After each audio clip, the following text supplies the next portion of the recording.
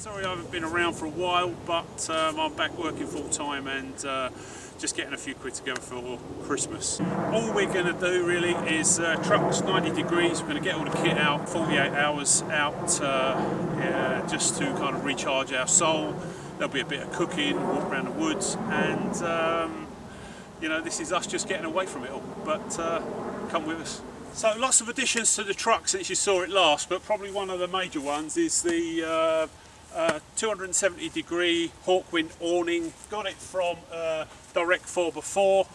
Got a little bit of a deal on it, but this is really the first time I've kind of got it out and used it in anger. I've had it out and played with it in the past, but that's going to make life a lot easier and almost kind of instant. The other thing that I've done is the table that hooks on the side just lives underneath the roof rack, so it's just on a clip. That will come out easy enough. I reckon setup time's probably going to be 10 minutes max, 15 minutes, and we'll have the kettle on. I'm going to open the awning up and share how it goes up with. First thing we've got to do then is just undo these Velcro straps, and then there's two zips, one each end.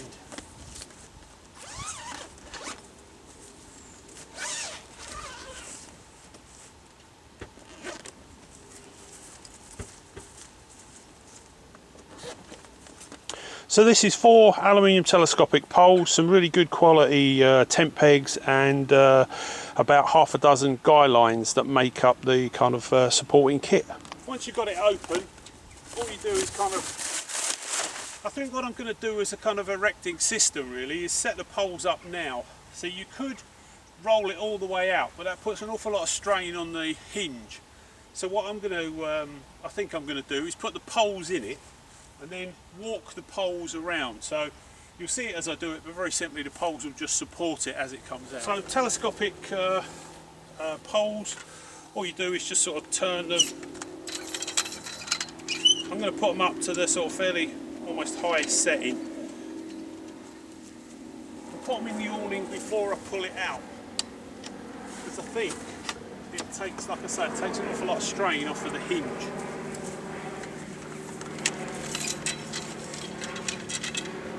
Once you've got it out, you can sort of adjust it to the right height.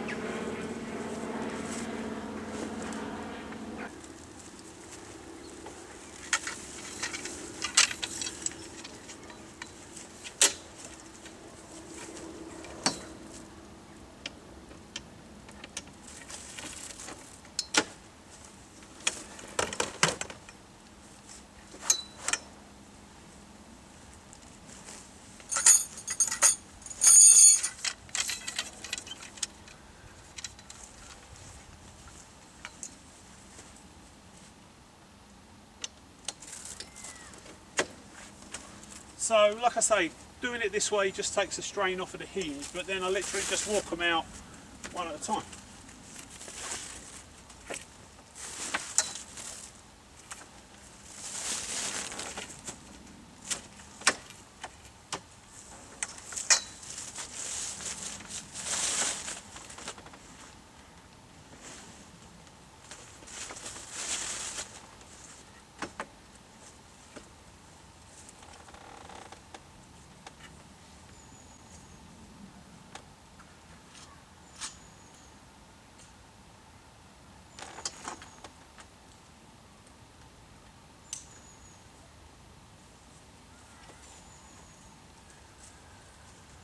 It's really as complicated as it is.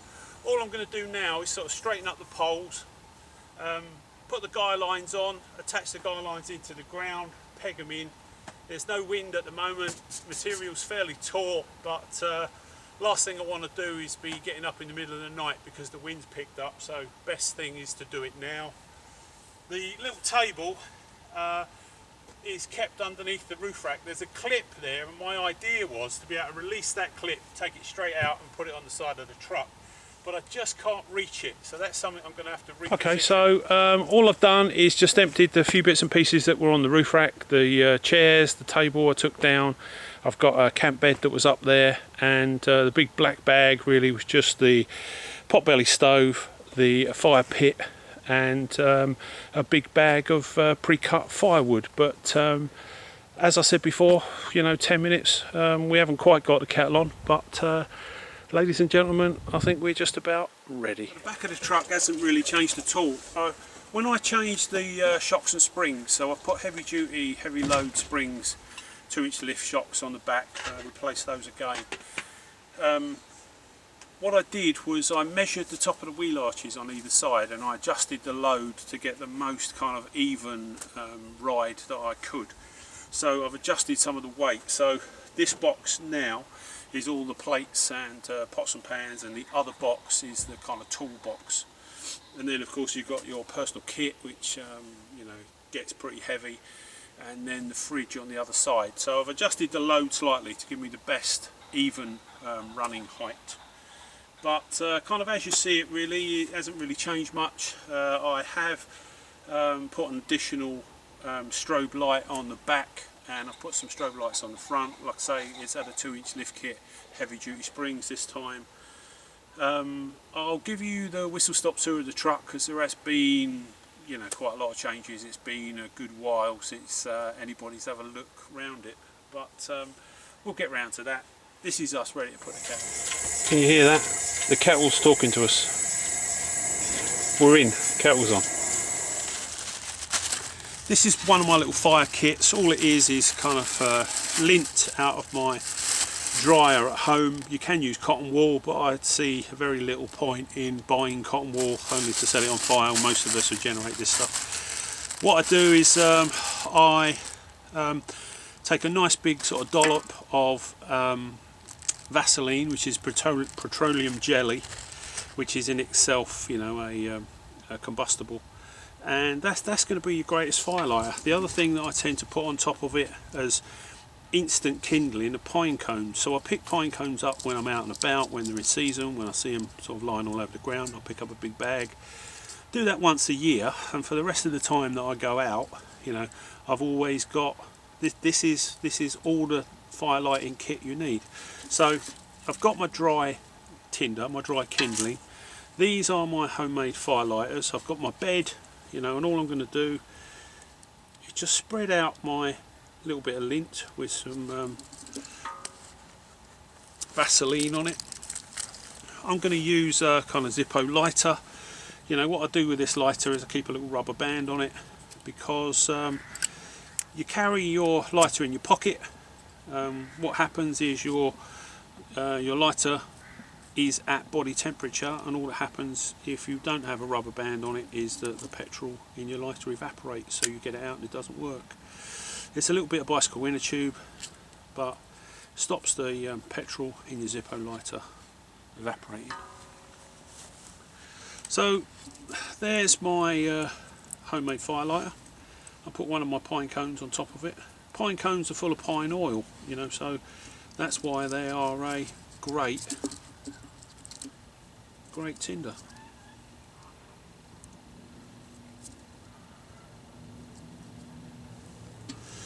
Okay, on top of that goes my little tinder bundle. So this bundle, you know, it sticks about as thick as the lead in a pencil. And then what we're going to do is, once they catch, you know, we'll replace those with sticks as thick as a pencil, sticks as thick as your little finger, sticks as thick as your thumb, and really that's as complicated it is to light your fire. I'm getting this ready. I'm going to burn some coals down. I'm going to use the potbelly stove, as I said, to roast the dinner. But I'm going to be cooking all of the vegetables in the cast iron kind of cook pot, and it will be a combination of the two. You know, that looks like it's going to catch. You know, the weather conditions now are absolutely perfect. You know, it's going to be a clear night. It's going to be probably very cold and very sharp. You know, but the food's probably going to take to roast a whole chicken. It's going to probably take a good couple of hours. So 20 past 4 now. So just making a start.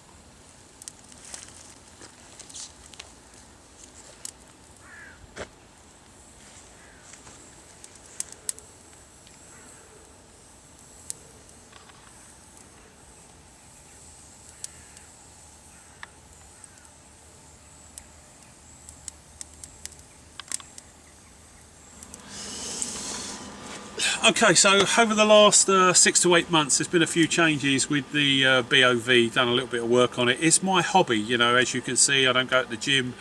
I don't drink really, don't smoke. So I guess this is my vice. I love playing with my old truck, you know. But you've all seen the Dometic 40 litre Moby fridge.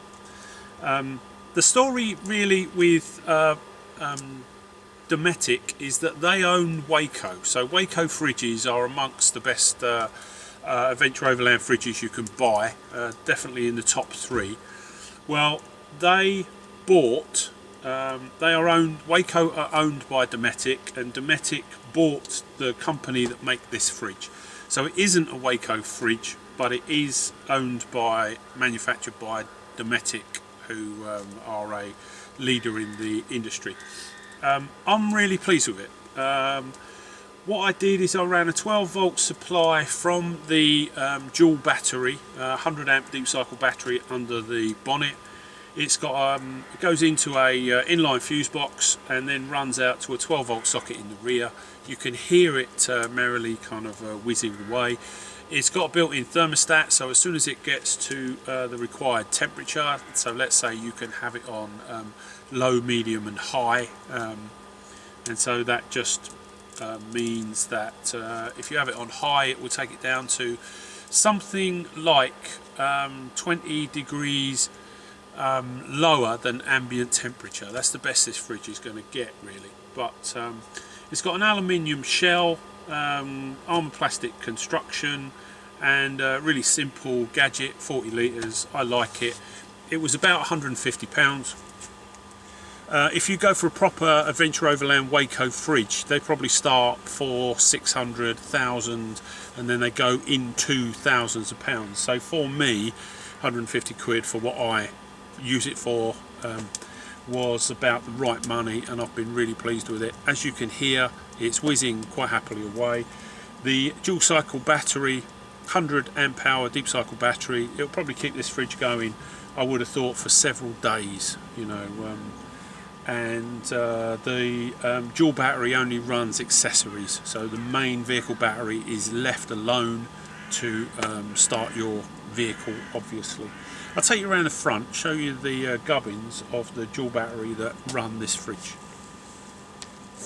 So this little unit is a solenoid. It's got an inline fuse. It's wired into the main battery on your vehicle, and then it takes a secondary supply off to your dual battery, and it will charge it as soon as the vehicle is up and running and this battery is at full power. So as soon as this battery is at full power, it will divert power to charge your dual battery, and I'll show you that one. So I did have a jack and a wheel chock that went in here on a normal Land Rover. Took that out, relocated it under the driver's seat. This is a 100 amp hour 12 volt deep cycle battery. It draws its supply from the main vehicle battery through this heavy duty lead, and I took a supply from this battery through a small fuse box, which is just up here, a 4-gang fuse box, very simply, so I can run 4 different devices off of this fuse box, one of which is the fridge. And there's a 12 volt supply that goes from here through the inside of the vehicle to the fridge, and you heard it plugged in just a moment ago. So that's where the fuse for the fridge is. This inline supply has also got an 80 amp fuse of its own. So really you need fuses to be as close to the battery as possible, so that the minimum amount of wiring is getting hot, is getting overloaded before the fuse actually trips out. The further you put this fuse away from the battery, the more likely you are to end up with an electrical fire. Yeah? So that in itself is quite a significant safety feature. From there I've gone to a small fuse box, and like I say, so here we would have a normal 5 amp, 10 amp, 20 amp fuses, and from here a supply goes back to run the fridge. But this is a you know standard dual battery system, all of the accessories on the vehicle. So if you had external LED lights, if you've got a fridge, if you're running maybe you want to charge laptops or mobile phones or stuff like that when you are camped and stationary, it all comes off of this battery. This battery is isolated, so if this battery was to go flat, it would not start to draw power from the battery that you would need to start your vehicle. Yeah, so this is a run-of-the-mill dual battery system. It works off a solenoid and a trip switch, and I'll show you the control unit inside the car. So this is the T-Max control unit. What that does is monitoring the power levels in both of your batteries. So the engine isn't running, and both of these batteries are a little over 12 volts. If we start the engine, both of the batteries will start to charge. So the main vehicle battery will start to charge first, and as soon as that is up to full power, it will then trickle charge the dual battery. Let's just start the engine for you.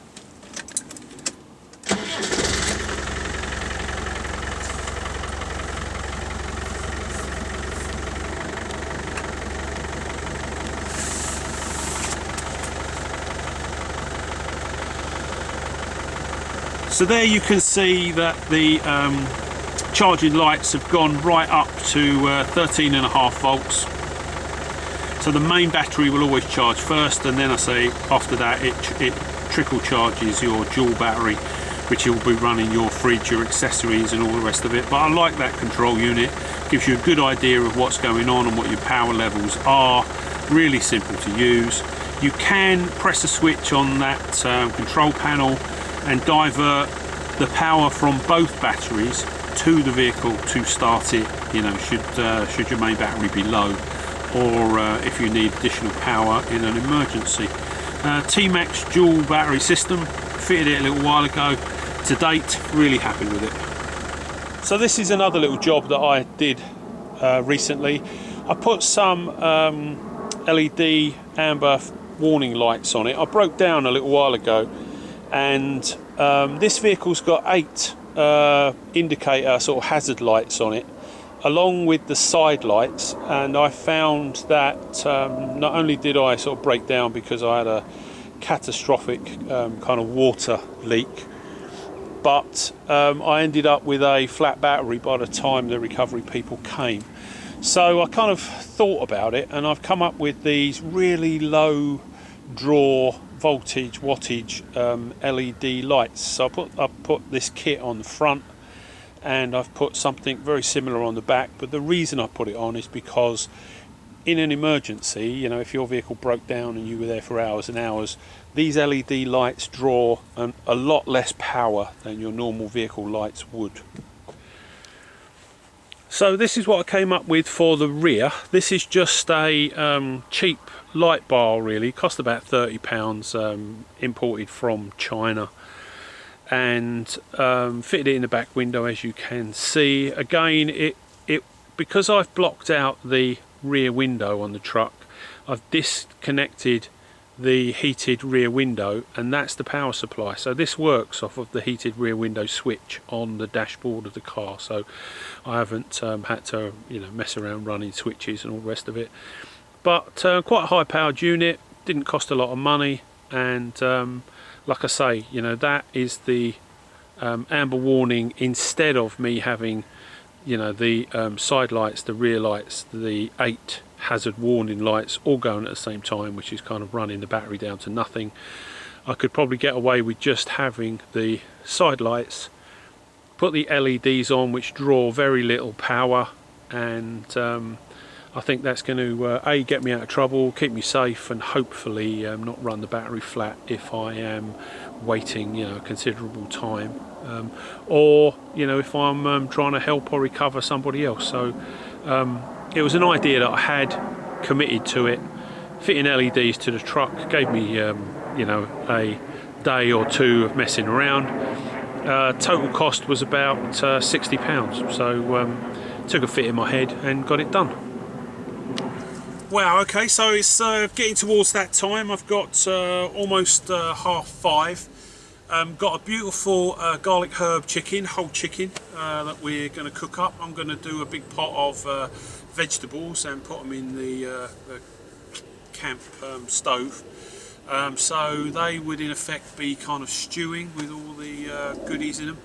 And I'm going to put the chicken in the potbelly stove and roast that in the stove. And you know, when the chicken's done, put it on top of the vegetables, put it on a plate, and mate, that's what we're going to be having. So I'll bring you in a bit closer, and we'll start a little bit of cooking with Roach.